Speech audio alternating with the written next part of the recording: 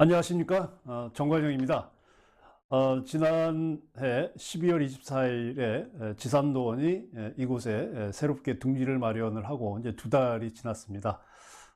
이어서 이제 2021년 지산도원의 그 방향과 목표를 이 계룡산 문화권을 중심으로 한 지역 역사문화 자원들의 또 가치와 의미를 복원하고 또 미래지향적인 그 도시공동체의 만들기에 두고 그 실천 프로그램으로 작년에 이어서 올해 또 제2회 향적산 시민문화학교를 지난 1월 30일에 첫 강좌를 시작을 해서 매월 넷째 주 토요일 해서 6월까지 총 6차례에 걸쳐서 실시할 예정입니다.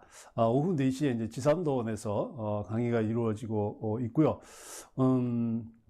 그래서 이번 2회 향적산 문화학교는 이제 1회 때는 주로 계룡시와 관련된 내용들이었다면 이제 2회 향적산 시민문화학교는 이제 이 향적산이 있는 계룡시를 포함해서 조금 더 담론을 넓혀서 우리 주변에 또 우리가 살고 있는 도시 또 우리 공간에서 가지고 있는 다양한 자원들 또 그리고 행복한 삶에 대한 것들을 주제로 담았습니다.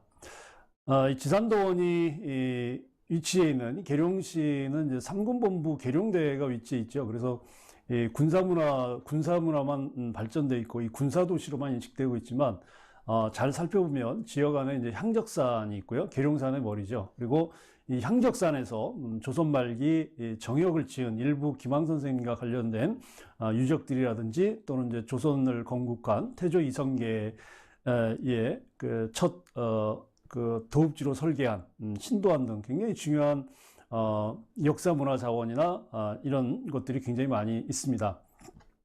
그래서 이런 역사문화적인 가치를 가지고 있는 다양한 이제 향토 사료들에 대한 그 조사 연구들이 많이 이루어진 것들이 있지만 또 그렇지 알려지지 않은 자원들도 또 있습니다. 그래서 지산도는 이제 그런 이제 여건이 되는 대로 이제 그러한 것들을 찾아서 지역성과 역사성에 대한 이 지역에 대한 인식을 넓히는데 좀 필요하겠다라고 생각을 해서 이번 2회 역사문화와 관련된 향적산 시민문화학교를 이제 기획을 하게 됐습니다. 이제 여기에 아울러서 이제 우리가 대부분 이제 도시에서 살고 있죠. 그래서 이제 바람직한 도시 담론이 어떻게 형성되면 좋을까라고 하는 것들, 그리고 지역사회 내에서 어떻게 긴밀한 네트워크를 통해서 지역 안에 있는 잠재된 그 가치들을 함양하고 또 역사 공간이나 자원들을 거기에 접목해서 지역 발전을 이룰 수 있는지, 또 거기에 시민 역량들을 어떻게 축적하고 이제 공유할 수 있는지에 대한 그런 이제 선순환 구조들을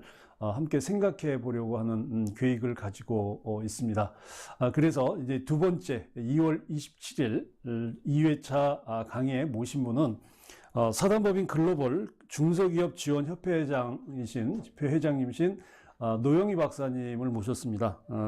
노영희 박사님은 현재 그 IT나 이제 첨단 기술을 활용을 해서 융합하는 그 웰리스 IT라는 분야에서 일을 하고 계시고 이제 기획을 하고 계십니다. 그 전에는 지역 관광 개발 일을 했고요. 그리고 지금은 이 웰리스 IT를 통해서 시니어, 즉 노인분들을 위한 그 행복한 삶, 노인 복지와 관련되겠죠. 그래서 그러한 노후의 행복한 삶과 관련된 것들에 대한 연구, 또 시스템 개발, 또 그걸 이제 사업화하는데 일을 하고 계십니다.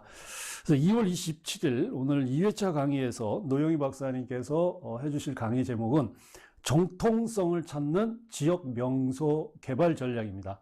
그래서 이거 뭐 재령시뿐만이 아니라 전국에서 살고 계시는 분들, 그리고 이제 지역에 관심이 많으시거나 또는 문화 또는 관광 또 문화 콘텐츠에 관심 있는 분들은 우리 지역 또는 내가 살고 있는 지역 아니면 어떤 지역을 통해서 비즈니스 마케팅을 하겠다고 하는 분들에게는 아주 굉장히 유용한 강의라고 생각이 듭니다.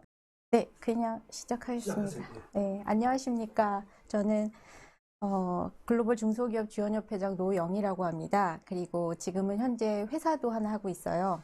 아하 컨설팅이라고 해서 액티브 앤 해피 에이징 해서 행복하고 건강한 노년을 위한 그런 이제 IT 솔루션, 뭐 시스템 이런 부분들도 기획하고 만들고 하는 일을 하고 있습니다. 사실 지역 개발은 제가 벌써 좀 오래전에 하다가 요즘은 좀 안 하고 있긴 한데요. 계룡시는 오늘 제가 두 번째 왔어요. 항상 올 때마다 보면 뭐 두 번밖에 안 왔지만 정갈한 느낌이 드는 그런 곳이라 마음도 편안하고 굉장히 좋습니다.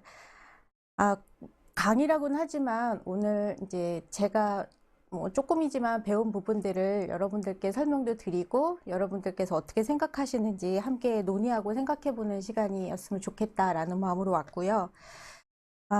제가 아까 교수님께서 말씀하신 대로 융합이나 뭐 관광 컨텐츠 또 IT를 합해서 어떻게 하면은 사람들한테 좋은 영향을 줄 수 있는지 그런 부분들을 연구하고 또 기업들하고 같이 솔루션을 만들고 있습니다. 제목은 정통성을 찾는 지역 명소 개발 전략이라고 하는데요. 여러분들 명소라는 부분 많이 들어보셨죠? 예, 명소. 그래서 우리가 명소라고 하면은 단순히 이제 장소가 아니고요. 이거는 어떤 목적지입니다. 방향을 가지고 있는 일반의 그냥 장소가 아니라 목적을 갖고 머무르는 장소를 저희가 명소라고 하는데요. 이 명소 마케팅에 관해서는 제가 한 20년 전에 경기대학교 엄서우 교수님이라고 계셨어요. 지금은 이제 퇴직하셨지만 그분께 굉장히 많이 배웠고, 그때 배운 관광 개발이나 명소 마케팅을 통해서 오늘날 제가 여러 가지 기획을 하는데 많이 도움이 되고 있는 부분입니다. 그래서 조금이나마 여러분들한테 도움이 됐으면 하는 생각에서 주제를 갖고 와봤습니다. 우선 명소의 뜻이라고 하면은 고려의 대상 없이 바로 구체화가 되는 목적지다. 예를 들어서요. 누군가가 놀이동산 하면은 에버랜드 아니면 놀이동산 하면 롯데월드 이렇게 나오는 것처럼요. 어떤 고려의 대상 없이 바로 구체화되는 바로 나올 수 있는 그런 목적지나 어떤 고유 명사나 이렇게 될 수가 있어요. 예를 들어서 뭐 화장지는 크리넥스 뭐 이렇게 나오는 것처럼요. 그래서 어디를 가고 싶다라고 했을 때 다른 걸 생각 안 하고 경쟁 상대 없이 바로 나올 수 있는 그런 목적지를 저희가 명소라고 합니다. 아까 말씀드린 그 엄소호 교수님께서 이제 책을 몇 권 내셨는데 그 중에서 한국적 관광 개발론에서 실린 곳이고요. 제가 그거를 중심으로 예전에 좀 공부를 했어서 그 부분을 중심으로 설명을 좀 드리겠습니다. 명소를 만들기 위해서는 저희가 명소 마케팅이라는 단어를 가지고 그 일반적인 마케팅을 좀 더하기는 했지만 거기에 조금 더 중요한 관광적인 요소를 좀 덧붙였습니다. 우선 주체별 편익이나 뭐 원하는 부분이 효과적이고 효율적이고 공정하게 교환이 되어야 한다. 뭐 이런 것들을 얘기하는데요. 우선 가장 중요한 거는요. 마케팅에서 가장 중요한 것은 소비자라고 합니다. 그래서 여러분들 보시면 신라면 아시죠? 예, 신라면은 동그래요. 다른 라면은 또 네모나잖아요. 그럼 신라면이 왜 동그랄까요? 그거는 냄비가 동그랗기 때문이라고 합니다. 그만큼 예, 이제 네모난 라면을 동그란 냄비에 담으려면 뭐 이렇게 반으로 쪼개거나 해야 되잖아요. 그게 어떻게 보면 마케팅 하면은 소비자라는 게 가장 중요한 단어고 그러다 보니까 어떤 일을 하던 소비자가 굉장히 강한 주체라고 합니다. 그러면 소비자가 있으면 또 공급자가 있잖아요. 뭐 무엇인가 물건을 제조하거나 팔거나 또 우리 군청이나 지자체에 있는 관도 마찬가지로 공급자이기도 합니다. 그런데 가장 중요한 거는 관광에서는 자원이라는 게 있습니다. 우리가 관광은 산도 좋고 물도 좋고 어쨌거나 자원이 좋아야 되잖아요. 환경이 좋아야 되고. 그래서 보통의 마케팅은 소비자와 공급자만 얘기하지만 저희 자원이 굉장히 중요한 게 들어가는 게 바로 이 관광입니다. 아무리 잘해도 함부로 개발을 하거나, 그죠? 뭐 이렇게 뭐 마음대로 뭐 물 좋고 뭐 산 좋다고 뭐 호텔을 짓거나 해갖고 거기를 망가뜨릴 수가 없어요. 그래서 그만큼 자원이 중요한데 이 세 가지의 주체들이 서로 편익을 교환할 수 있도록 어떠한 시스템을 구축하는 것이 명소 마케팅입니다. 그러면 가장 중요한 소비자가 명소에서는 누구일까요? 예, 바로 뭐 여러 사람들이 있겠지만 지역 주민이십니다. 관광객이 아니고요. 가장 중요한 지역의 소비자는 지역 주민이세요. 그래서 지역 주민, 그 다음에 외지인이나 관광객 이렇게 보시면 좋겠고요. 공급자는 또한 지역 주민입니다. 지역 주민이 가장 중요한 공급 주체이고요. 또 외지인, 또 지자체, 뭐 정부 사람들, 또 뭐 여기 오다 보니까 스타벅스 뭐 이런 데 있잖아요. 그런 유통사들 다 공급자입니다만 여전히 가장 중요한 공급자는 지역 주민이십니다. 그러면 자원 중에서 가장 중요한 사람 또한 지역 주민이세요. 왜냐하면 여러분들 농촌에 농민이 없으면 거기는 더 이상 농촌이 아닙니다. 어촌에도 더 이상 어민이 없으면 거기는 어촌이라고 불려서는 안 돼요. 그래서 자원 중에서 가장 중요한 거는 지역 주민이고 또 지역에 있는 인문사회 자원들. 여기 유명하신 분, 이 지역에 그분도 굉장히 큰 자원이고요. 또 역사문화, 계룡시에 이제 관련된 역사문화, 생활문화, 창조문화 그런 문화자원들 역시 굉장히 중요한 자원입니다. 요즘에 또 많이 중요시 되고 있는 부분이 커뮤니티 리더십에서 지역 주민이 모든 주체에서 가장 중요한 주인공이기 때문에 이 주민들께서 모여서 함께 어떠한 일을 생각하고 고민하고 어떠한 일들을 함께 일구어 나가는 것들, 그런 커뮤니티 리더십이 또 굉장히 중요한 자원 중에 하나입니다. 그런데 명소 마케팅 하면은 시작하기 전에 세 가지 기본 원칙이 있다고 합니다. 명소는 아무나 만드나 뭐 이런 말씀을 하시지만 네, 아무나 만든다고 아무나 만들지 않지만 어디나 명소가 될 수 있다고 합니다. 그런데 아직까지도 특히 이제 요즘 되면은요, 어떤 지자체든지 이제 국가의 이제 뭐 국가 국책 사업을 받아서 지역에 뭔가를 개발하고 자꾸 무엇을 지으려고 계속 사업을 따고 있는 상황이에요, 요즘에. 그렇게 해서 뭔가 새로 만들고 건물을 지어야지만 명소가 된다라고 생각을 하세요. 물론 많은 분들이 지금 뭐 일부의 공무원분들도 그렇지 않다라고 여기시긴 하지만 어떻게 보면 습관적으로 매년 중앙정부 예산을 빨리 따서 무엇이라도 세우고 그거를 갖다가 어떤 혜택으로 가져서 또 이렇게 하려고 정치적인 생각도 좀 많이 갖고 계시지만 정말 지역을 사랑하시는 지역 주민들이라면 관광객을 위한 도시가 아니라 여기는 우선 주민들을 위한 주민에 의한 또 주민이 모든 주체가 되는 그런 곳이 돼야지 그것이 바로 명소인 거거든요. 그래서 명소 마케팅의 3원칙 중에서 여전히 가장 중요한 것들은 새로 뭔가 만들고 관광객들을 위해서 뭔가 지어야 되고 이런 게 아니라요. 그런 게 없어도 있는 자원만 가지고서도 명소는 찾아낼 수 있다는 거예요. 여러분들이 눈여겨서 잘 보시면 제가 이따가 방법을 설명을 해드릴 텐데요. 우리 지역에 갖고 있는 자원들이 굉장히 많습니다. 그것을 찾아내서 구슬만 깨도 굉장히 중요한 자원이 되고 명소가 될 수 있다는 겁니다.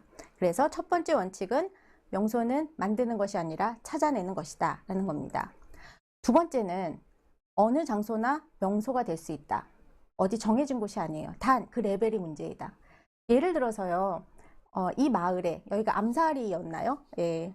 엄사리, 죄송합니다. 엄사리였는데 엄사리에서 가장 유명한 예를 들어서 뭐 짜장면 집이 있다 라고 하면 거기는 이 엄사리에서의 명소인 거예요.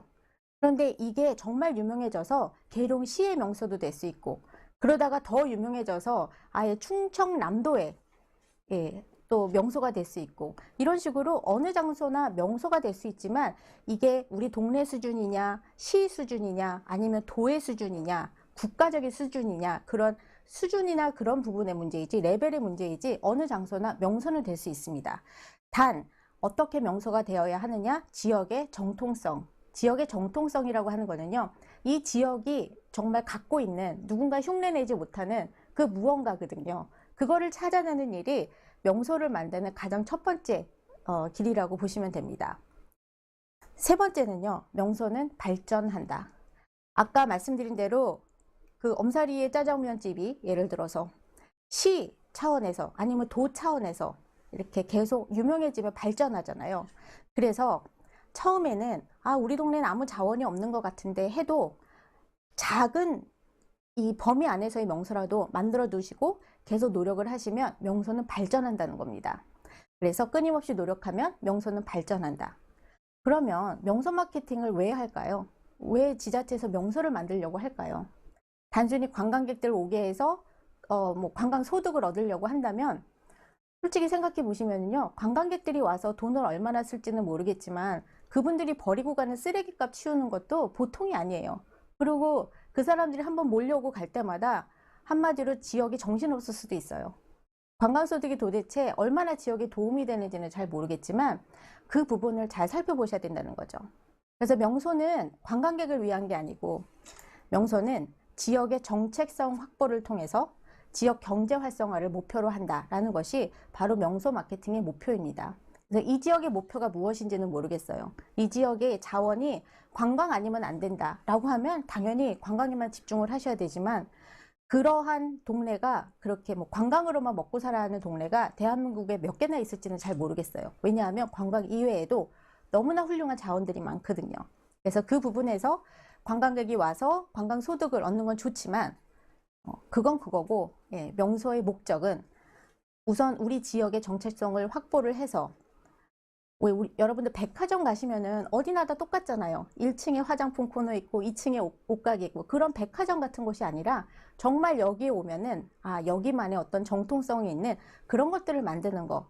그걸 만드는 이유는 지역 주민들이 행복하고 건강하고 그 얘기는 뭐냐면 우선 지역의 경제가 살아야 되고 뭔가 활성화가 돼야 되니까 그래서 명소를 하는 겁니다.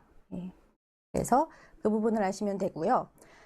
그러면 정통성을 어떻게 찾아야 되느냐? 정통성을 찾는 지역 명소 개발을 보시면은요. 여러 가지 방법이 있는데 이제 이거는 제가 이제 배운 방법인데 어떤 기획자든지 명소를 기획한다 하면 보통 이런 순서를 좀 따라요. 첫 번째가 뭐냐면 자원성을 찾기. 이 지역에서 과연 자원이 무엇인가? 이 지역만이 갖고 있는 자원이 무엇인가? 두 번째, 그러면 이 자원을 좋아하고 찾아올 만한 사람들은 누구일까? 그래서 시장을 한번 찾아보는 거예요. 그래서 자원도 있고 시장이 있으면 그 다음에는 여러분 아까 제가 말씀드린 마케팅, 예, 마케팅 뭐 컨셉을 잡아서 뭐 여기에 그러면 어떤 상품을 만들고 어떤 서비스나 프로그램을 만들고 그리고 돈은 얼마를 매기고 그리고 홍보는 어떻게 하고 그다음에 어떻게 하면은 우리가 갖고 있는 상품이나 서비스를 전달해 줄지 예, 그런 방법 이런 것들이 이제 정하게 되는 거예요.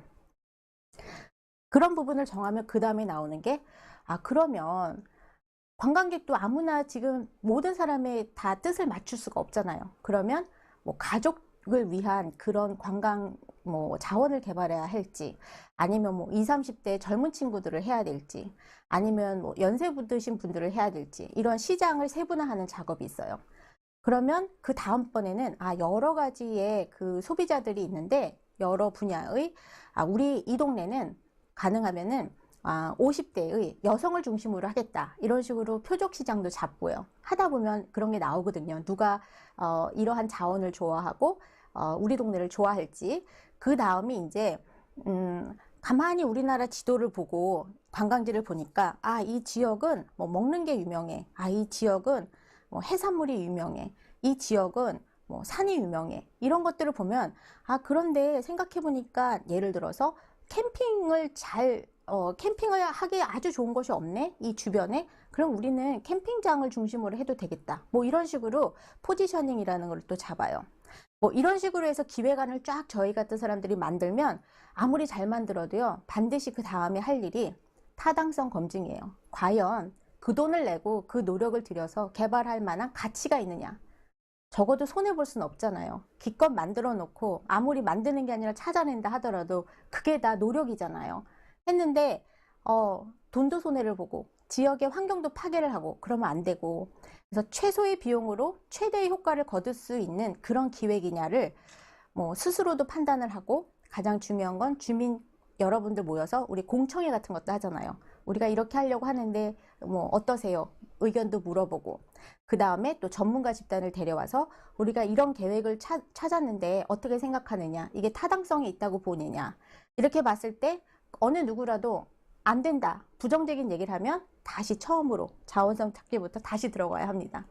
이게 복잡하지만 이런 것들을 되풀이할 때마다 우리 지역이 다른 곳보다 우수한 것이 뭐고 우리 지역이 부족한 게 뭐고 우리가 잘할 수 있는 게 뭐다 이런 것들을 알 수 있거든요. 그러면서 정통성도 찾아내고 그러면서 방법을 찾게 되는 겁니다. 그러면 우선은 자원을 어떻게 찾는지를 좀 설명을 해드리도록 하겠습니다. 우선 근원성이라고 하는데요. 이 세상에 하나밖에 없는 것, 유일한 것, 이 동네만 와야지 먹을 수 있는 거, 이 동네에 와야지만 볼 수 있는 거, 이런 것들이 있다면 근원성입니다. 계룡시에는 근원적인 게 뭐가 있을까요? 근원성. 예를 들어서 혹시 뭐 유명한 약수가 있는데 탄산이 들어간다. 아, 그거는 충북에도 있어 라고 하지만 충남에서는 우리가 유일해. 예를 들어서 그러면 그거는 그 지역에 또 굉장히 중요한 근원적인 자원입니다. 그래서 한번 찾아보셔요. 쭉 보시면 아, 우리 동네에 와야지, 이 집에 와야지만 이 칼국수 맛이야. 아니면 이 집에 와야지만 그 맛을 느낄 수 있어. 그 경치를 볼 수 있어. 이런 것들이 바로 근원성인 겁니다. 또 역사적인 부분도 있겠지만요.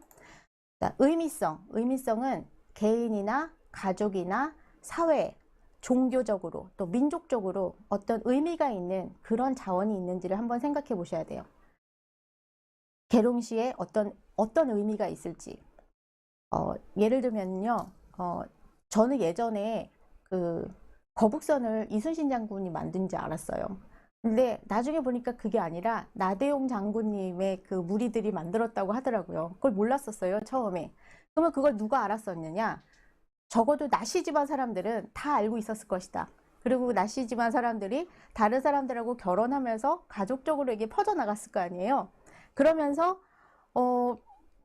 어쩌면 그분들한테는 나대용 장군님의 그 묘가 명소가 될 수도 있었고요. 하지만 이게 점점 펼쳐나가면서 그 지역의 명소로 또 우리나라에서 이제는 그 부분을 알게 되잖아요.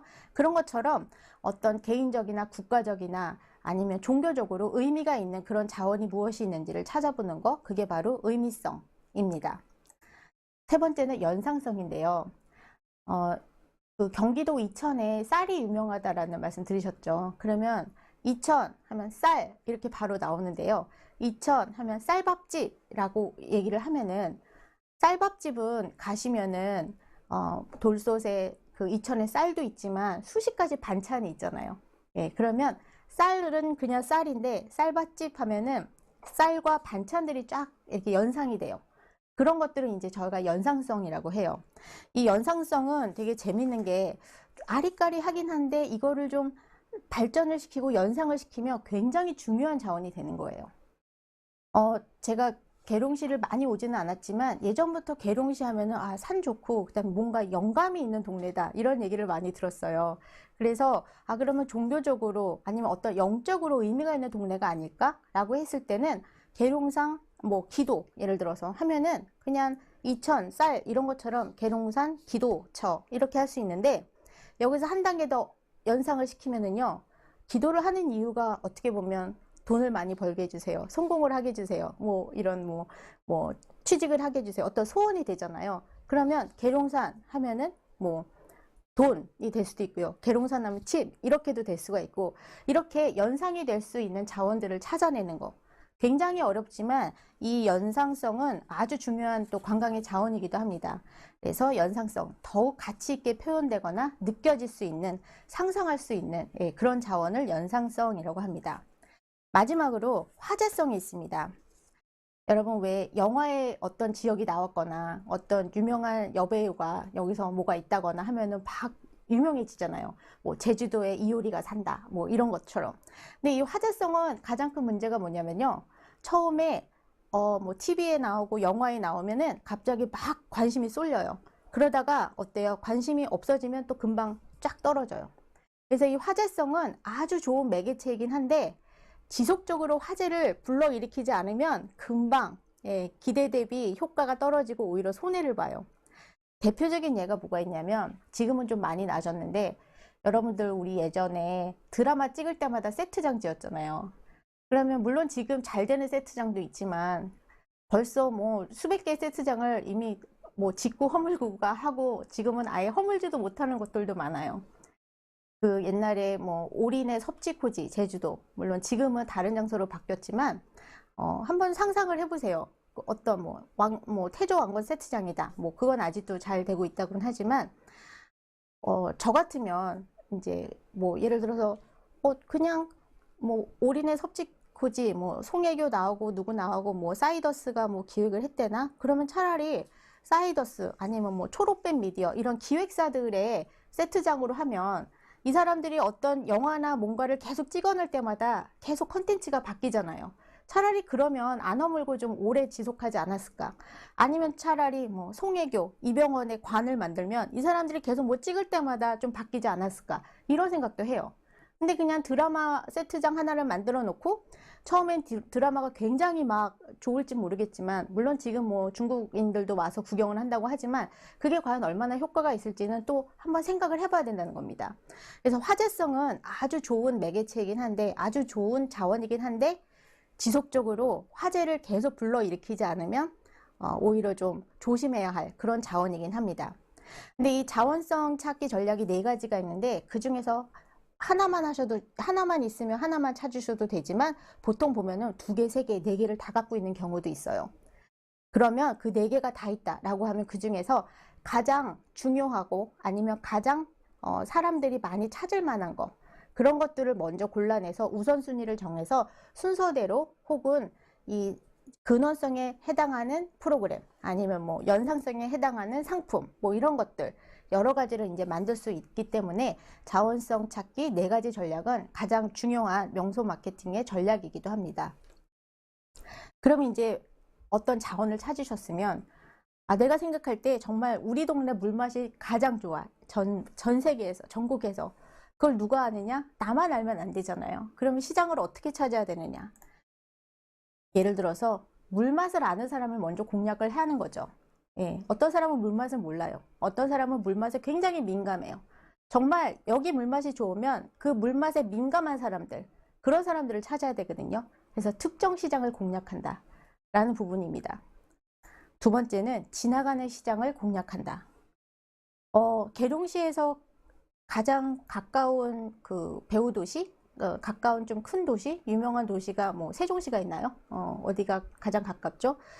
뭐 아니면 우리가 뭐 어디 글쎄 고속도로로 가다가 저쪽 전라도 쪽으로 내려가는 길목에 있다, 예를 들어서 하면, 그냥 지나가지 말고 지나가는 사람들이 어느 정도 와서 잠깐 머물러서 뭐라도 사고 갈 수 있도록 지나가는 시장을 공략한다라는 것이 2번째입니다. 여러분들 그 왜 비행기 타러 공항에 가시면 공항 안에 여러 상점들이 있잖아요. 다 지나가는 사람을 잡는, 그런 시장입니다. 또 우리나라 인천공항이 뭐 세계 공항 뭐 1위로 몇 년째 그랬는데, 해외여행 가는 사람들, 특히 뭐 중국에서 미국 가거나 일본에서 미국 가거나 유럽 가거나 할 때 우리나라 인천공항이 잠깐 체류하고 갈 수 있는, 아주 지나가는 그 시장들을 잘 잡는 걸로 유명했어요. 그런 식으로 지나가는 시장을 공략한다 또 있고요. 3번째가 시장을 찾아 나선다. 혹시 그 관광 문화 해설사, 그런 분들 혹시 여기도 계시나요? 문화 해설사 분들? 그 보통 관광지 가면은 이제 해설사 분들이 계신데, 해설사 분들이 이제 내가 담당하는 그런 유적지 앞에서 이렇게 서 계세요. 아니면은 미리 예약을 해서 거기에 가면은 같이 가면서 설명을 해주시는데, 거기에 오지 않으면 이 사람들을 만날 수가 없잖아요. 그리고 이분들도 사람들이 오지 않으면 뭔가 설명이 안 돼요. 그러면 이분들이 어떻게 하냐면, 주말에는 사람들이 많이 오니까 설명을 하고, 주중에는 인근 학교나 아니면 어떤 뭐 주민센터 같은 데 가셔서, 우리 동네에 이러이러한 유적지가 있으니까 언제 오시면 이런 거 보여드릴게요. 이런 식으로 시장을 찾아 나설 수가 있어요. 또 방문 판매 이런 거 있으시죠? 다 시장을 찾아 나서는 거고요. 그리고 이제 제가 과일 가게를 하는데, 이 과일 가게가 조금 구석에 있어요. 예를 들면 큰 길에서 조금 벗어났어요. 그러면 출퇴근 시간에 그냥 뭐 구름마라도 끌고 가서, 그 지나가는 사람들 또 잡고, 아니면은 그 사람들을 또 찾아오도록 이렇게 유도를 하고, 뭐 이런 전략들이 다 시장 찾기에 들어간다고 보시면 돼요. 마지막으로는 복합 시장을 공략한다. 이 부분은요, 지금은 어떨지 모르겠는데, 예전에는 우도에 가면은 파출소가 관광 안내소 역할도 같이 했었어요. 그리고 여러분 요즘에 얼음 정수기 이런 거 혹시 보시죠? 얼음도 나오고 정수기도 나오고, 이런 것처럼 복합 시장을 공략한다. 이것도 그러니까 하나 가지고는 좀 부족한 것 같지만, 2개 이상으로 여기 오면은 2개 이상, 3개 이상을 할 수 있어요 했을 때가 복합 시장 공략이에요. 그래서 제가 뭐 많은 경험은 아니지만, 보통 보면 이 4가지의 시장 찾기 전략 안에는 어느 정도 다 많은 것들이 들어간다. 그래서 이런 부분들을 좀 시도를 해보시면 좋을 것 같아요. 그리고 이제 추가적으로 아까 그 엄소 교수님 책을 또 보여드렸지만, 한국적 관광 개발의 실천 전략 해갖고 몇 가지가 더 있는데요. 그 부분을 좀 소개를 해드릴게요. 첫 번째가 관광 모자론이에요. 이 모자는 말 그대로 모자예요. 그래서 평소에는 내가 뭐 물고기 잡고 뭐 아니면 농사 짓고 평소에는 내 일을 해요. 그런데 관광객들이 오는 성수기 때는 관광이라는 모자를 쓰고 잠깐 민박을 한다거나 잠깐 그 사람들에게 서비스를 하고 부가적인 수익을 얻는다거나, 예, 이런 것들이 관광 모자론이에요. 왜냐하면 지금은 좀 덜한데요. 예전에는 그 고기 잡고 하시는 어촌에서 그 하시는 분들이, 낚싯배 하시는 분들이 막 파도가 치면 못 나가잖아요. 가끔 나가면은 또 이제 고기를 잡으면 이게 엄청 험한 일이에요. 예, 그래서 어떨 땐 고기가 많이 잡히지만 어떨 땐 안 잡히고 그렇잖아요. 그리고 뭐 그랬는데 한 번은 어떤 관광객이 와서 낚싯배를 좀 빌려서 우리가 낚시를 하게 해달라라고 했는데 그냥 한 번 나갔더니 막 30만 원, 40만 원 받는 거예요. 그러니까 가만히 생각해 보니까 내가 왜 이렇게 힘들게 낚시를 그러니까 저기 물고기를 잡느냐. 차라리 그냥 관광객들한테 배를 빌려주지. 그래서 배에 막 투자를 해요. 근데 이제 문제는 뭐냐면은 우리나라는 성수기, 비수기가 있잖아요. 그리고 이게 늘 관광객들이 온다라는 보장도 없고요. 그러니까 이거 내가 하는 일을 때려치우고 관광객만 위해서 한다라고 했을 때는 뭐 좋은 사람도 있지만 또 잘 안 되는 사람들도 있어요. 그렇기 때문에 아직까지는 우리나라에서는 관광이 무조건 돈을 버는 하나의 무슨 도깨비 방망이가 아니기 때문에 관광 모자론 해서 평소에는 내 일을 열심히 하다가 성수기 때 관광객이 올 때는 그냥 관광 모자라는 거 눌러 쓰고 서비스하고 막걸리 값이라도 더 벌고, 예를 들어서요. 네, 그런 식으로 부수익을 얻을 수 있어야 한다라는 게 관광 모자론이고요. 또 이제 벌통형 방식이라는 게 있어요. 여러분들 그 벌이 꽃을 찾아서 막 방방곡곡 다니다가 결국 꿀은 모아서 자기네 집으로 오잖아요. 그런 식으로 뭐 관광 개발을 한답시고 여기저기에 뭐 호텔 세우고 뭐하고 하면은요, 자원이 분산되는 거예요. 예를 들어서 지금은 좀 나아졌다고는 하지만 설악산에 가보셨죠? 설악산에 가시면 A지구, B지구, C지구 예전에 그런 게 있었어요. 그러면 막 그 설악산 안쪽으로 해서 뭐 모텔이다 뭐다 한참 들어가 있었거든요. 또 근데 거기가 국립공원이니까 이 건물이 오래돼도 뭐 이거를 건물을 새로 짓고 뭐하고가 너무 힘든 거예요. 그러니까 계속 막 지저분한, 예, 그런 상황이 되는데 차라리 그렇게 안 하고 속초시에 그런 모텔이나 이런 것들, 그러니까 벌통처럼요, 벌이 꿀을 이렇게 담는 것처럼 속초시에 그런 시설들을 두고 관광객들은 아침에 뭐 버스를 타거나 아니면 속초시에서 제공하는 셔틀버스를 타고 가서 열심히 구경하고 와서 여기서 자고, 예를 들어서 그렇게 했다라고 하면 자원은 자원대로 보존이 되고 시는 시대로 돈을 벌지 않겠느냐. 왜냐하면 그렇게 막 분산이 되니까요, 가을에 그 낙엽 그러니까 단풍 그럴 때는 길이 막혀서 못 들어가요. 이게 뭐냐고요. 그렇다고 해서 뭐 얼마나 돈을 버는데. 예, 그러니까 그거는 아니라는 거죠. 그래서 뭐 산 좋고 물 좋다고 무조건 개발할 게 아니라 우리가 벌통형 방식으로 해서 꿀 여기다 모으라고, 우리 주민들이 사는 곳, 예, 그런 전략을 좀 취해야 된다는 겁니다. 그리고 아까 조금 말씀드렸지만 구슬깨기 전략, 하나하나 다 똑똑하고 하나하나 다 이쁘긴 하지만 얘를 어떤 목걸이를 이어서, 예, 구슬을 깨면 왜 보배가 된다고 하잖아요. 구슬이 서말이라도 꿰어야 보배다. 이런 것처럼 있는 것들을 구슬을 깨서 테마를 정해서 구슬을 깨면은요, 예를 들어서 여러 구슬이 있는데 어떤 거는 뭐 금줄 안에 구슬을 깰 수도 있고요. 어떤 거는 뭐 동줄 안에도 할 수 있고 여러 가지로 이런 식으로 구슬 깨기 전략을 가지고 관광 상품이나 서비스를 만들 생각을 해야지 시작부터 처음부터 막 만들고 있는 것들 뭐 없애고 이건 아니라는 겁니다. 그래서 구슬 깨기 전략이 있고요. 뭐 지금 대부분 제가 예전에 엄 교수님한테 배운 부분을 중심으로 말씀을 드렸지만 예전부터 이제 교수님께서도 주장하셨던 부분, 요즘에 또 실현되고 있는 부분이 뭐냐면 바로 여가예요. 이제 어딜 가더라도 관광을 간다기보다 여가를 즐기는 개념으로. 요즘에 너무나 안타깝게도 아무리 유명한 관광지도 가면요, 애들은 뭐 하는지 아세요? 애들은 핸드폰 보고, 그쵸? 그리고 아주 유명한 뭐 장소가 있다고 하면 제일 잘 볼 수 있는 거는 영상 보는 거예요. 예, 텔레비전에서 나오는 거. 그러면 이제 밖으로 나가거나 하는 부분도 달라졌고, 이제 사람들의 이런 원하는 부분이 달라졌거든요.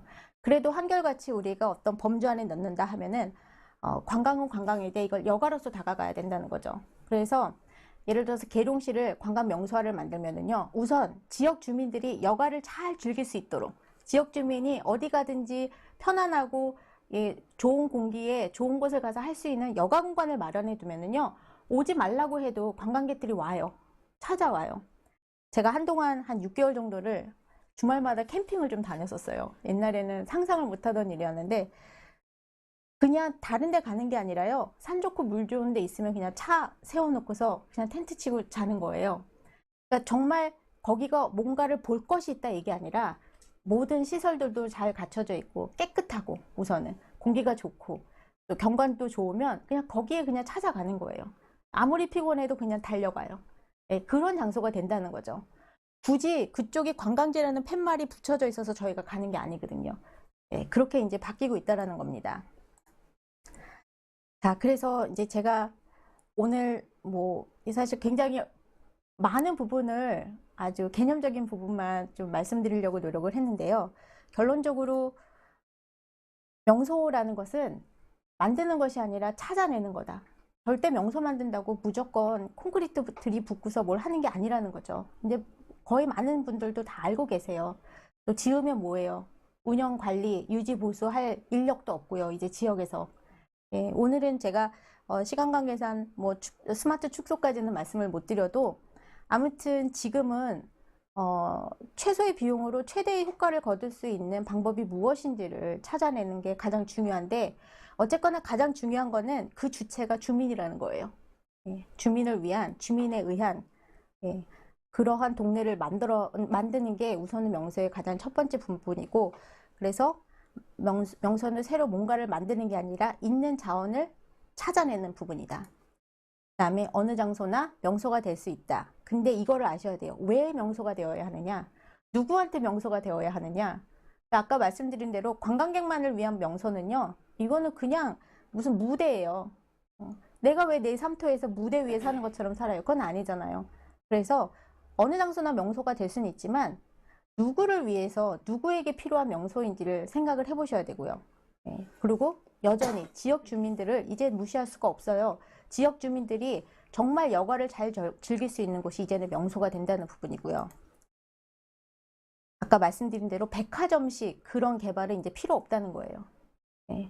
어디나 가나 똑같이 산 좋고 물 맑으면 뭐하러 여기까지 몇 시간을 와요? 절대 그렇지 않아요. 여기 와야지만 내가 할 수 있는 부분, 뭔가 매력적인 여기만의 어떤 정통성을 찾아내는 거, 그것이 바로 명소 마케팅의, 명소 개발의 가장 중요한 부분이고, 그리고 아무나 오는 거를 바라지 마세요. 예, 아무나 오지 말고 정말 우리 동네 가치를 아는 사람만 와도 충분해요.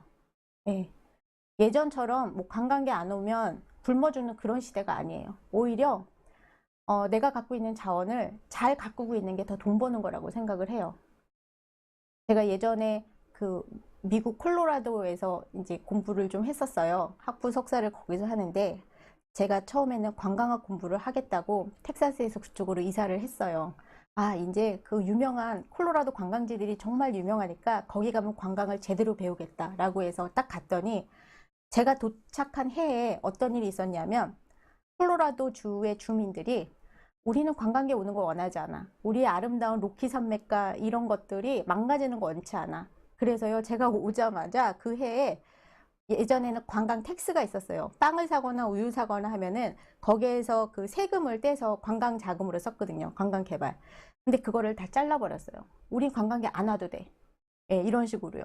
예, 그래서 저는 엄청 황당했죠. 관광을 배우려고 했는데 모든 예산이니 뭐니 이런 게 다 없어진 거잖아요. 근데 나중에 깨달았어요. 그래야지 지속 가능하다. 그렇다고 무조건 다 내버려 두라는 그게 아니고요. 이 주민들께서 생각하시는 가치가 뭔지, 그리고 거기에 동조하는 사람만 와도 충분하다는 거예요. 예, 그래서 그 부분을 가지고, 제가 사실 이런 말씀을 드리면은 관광 개발하시는 분이 굉장히 싫어하실 수는 있지만, 저는 그렇게 생각해요. 여기 주민들께서 원하는 가치, 그 가치대로 만드시고 그거를 알고 인정하고 고맙게 생각하고 귀하게 생각하는 사람들만 와도 충분하다는 거죠. 네. 그래서 제가 생각하는 미래지향적 명소의 개발은 제가 20년 전에 저희 교수님께 굉장히 많은 것들을 배웠지만 저도 여러 가지를 하면서 또 추가로 느낀 부분이 주민이 주인이 돼서 최상의 서비스를 제공하고 또 제공을 받을 수 있어야 돼요. 최상의 서비스만 제공하는 게 아니라 최상의 서비스를 받으셔야 돼요.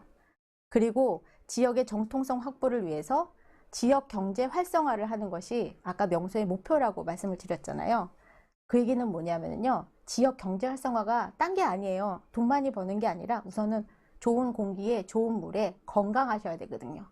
그래서 나중에 또 이제 제가 웰니스에 대해서 말씀드리겠지만 무엇보다도 주민들이 편안하고 행복하고 건강한 공간으로 여관으로 만드시면 관광객들은 그 가치가 너무 감사해서 아마 올 거예요. 네. 저는 이제 그것이 바로 미래지향적 명소라고 생각을 합니다. 네, 오늘은 여기까지 하겠습니다. 감사합니다. 네, 감사합니다.